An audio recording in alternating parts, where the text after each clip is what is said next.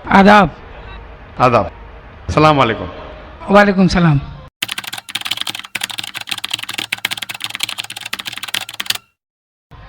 मेरा नाम विजय कुमार बुत्रा, मैं किशनगंज का निवासी हूँ एंड यहाँ पर एक मेरी रेजिन की इंडस्ट्री है। By profession I am an entrepreneur. माशाल्लाह। ऐसा है, आपके विषय में मैंने आपकी तकरीरें काफ़ी टीवी पर भी देखी है, पीस टीवी पर कलकत्ते में, और हमने ऐसा पाया है कि आप इस्लाम के अलावा हिंदू शास्त्रों में भी आपकी बहुत बड़ी आस्था और बहुत बड़ी रुचि रखते हैं।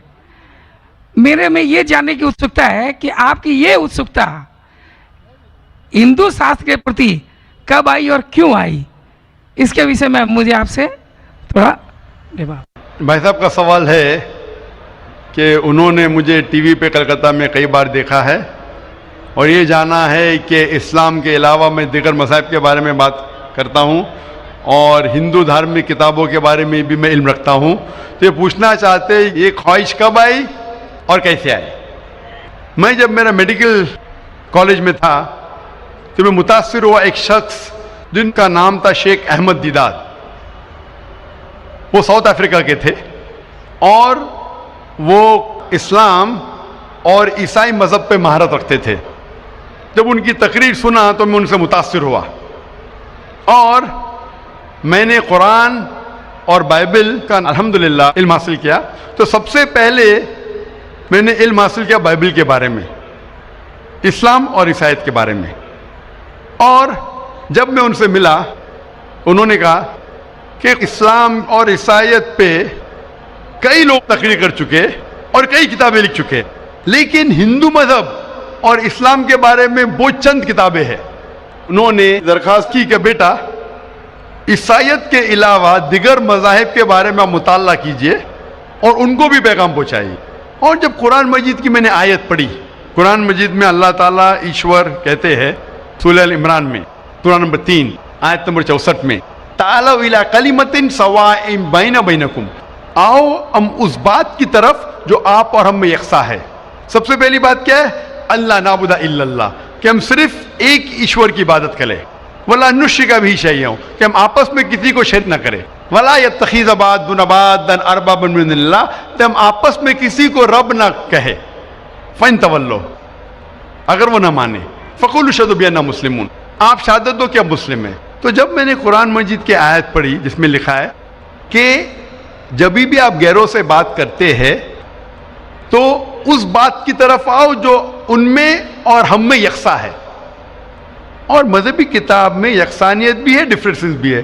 तो मैं कहता हूं कि कम से कम यकसानियत के ऊपर तो हम अमल करें, जो डिफरेंसेस है वो कल डिस्कस करेंगे। डिफरेंसेस तो है, मैं ये नहीं कहता डिफरेंसेस नहीं है, लेकिन जो यकसानियत है, जो आपकी किताब धार्मिक किताब और हमारी किताब में यकसा है, तो कम से कम उसके ऊपर तो अमल करें। तो ये सोच लेके शेख दीदाद से मुतासिर होके और कुरान मजीद की आयत सूरह नंबर 3 आयत नंबर 64, जब मैं मेडिकल कॉलेज में था मैंने शुरू किया ये मेरा मिशन। और फिर मैंने तहकीक करने लगा। ईसाईयत मज़हब का तो इतने अच्छे से मुताला किया था शेख अहमद दीदाद ने कि मुझे ज़्यादा तहकीक करने की ज़रूरत नहीं पड़ी, लेकिन मैं तहकीक शुरू किया हिंदू मज़हब के बारे में। फिर मैंने हिंदू विद्वान की स्कॉलर्स की किताबें पढ़ने लगी और ढूंढने लगा क्या यकसा है। लेकिन कुरान मजीद में कहा गया है कि सबसे पहली बात है अल्लाह नाबुदा इल्लल्लाह, कि हम सिर्फ एक ईश्वर, एक भगवान, एक अल्लाह की इबादत करें। तो जब कुरान मजीद में लिखा है कि यकसानियत में सबसे अहम है कि एक खुदा, तो मैं ढूंढने लगा कि हिंदू मज़हब के किताब में खुदा के बारे में क्या लिखा है। जब पढ़ने लगा तो मुख्तलिफ किताबें थे, मुख्तलिफ स्कॉलर्स थे। मुख्तलिफ स्कॉलर्स को पढ़ने के बाद पता चला कि एक होता है कि मज़हब को जानना किताबों के ज़रिए और एक मज़हब के मानने वालों के ज़रिए। कभी भी मज़हब को जानने के लिए मज़हब के मानने वालों को मत देखो, हो सकता है वो मानने वाले खुद नहीं जानते कि उनका मज़हब क्या कहता है। तो मज़हब को जानने के लिए सबसे बेहतरीन तरीका है कि मज़हब की किताबों का मुताला करें। तो मैंने हिंदू मज़हब की किताबों का मुताला करना शुरू किया, वेद का, उपनिषद का, भगवद गीता का, रामायण का, महाभारत का। जब मुताला करने लगा तो आम तौर पे जब हम पूछते हैं हिंदू से, सबसे पहली बात कि मैं एक ईश्वर में माने, आम हिंदू से पूछते हैं कि कितने भगवान में आप मानते हैं, तो कुछ हिंदू कहेंगे 3, कुछ कहेंगे 100, कुछ कहेंगे 1000, कुछ कहेंगे 33 करोड़। लेकिन अगर आप एक विद्वान हिंदू से पूछेंगे जो अपने हिंदू मजहब का मुताला कर चुका है, मजहबी किताबों का मुताला कर चुका है, वेद पढ़ चुका है, तो वो कहेगा कि हिंदुओं को सिर्फ एक खुदा में मानना चाहिए। लेकिन आम हिंदू मानता है फिलॉसफी जिसे कहते हैं पैंथियज्म। आम हिंदू कहता है कि सब कुछ खुदा है, पेड़ खुदा है, चांद खुदा है, सूरज खुदा है, इंसान खुदा है, सांप खुदा है। हम मुसलमान कहते हैं सब कुछ खुदा का है, पेड़ खुदा का है, चांद खुदा का है, सूरज खुदा का है, इंसान खुदा का है, सांप खुदा का है। तो ये अहम फर्क है आम हिंदू और आम मुसलमान में। आम हिंदू कहता है सब कुछ खुदा है, हम मुसलमान कहते हैं सब कुछ खुदा का है। तो ये फर्क है सिर्फ का। अगर ये का के फर्क को मिटा ले तो हम हिंदू और मुसलमान एक हो जाएंगे। कैसा करना चाहिए? तालाव इला कलिमतिन सवाइन बैना बैनकुम, आओ उस बात की तरफ जो आप और हम में यकसा है। तो जब मैं हिंदू मजहब की किताबों का मुताला करने लगा तो एक अहम किताब का नाम है उपनिषद। उपनिषद में लिखा है, छंदों के Upanishad, chapter number 6, section number 2, shloka number 1 में, एकम एविदित्यम, खुदा एक है दूसरा नहीं है।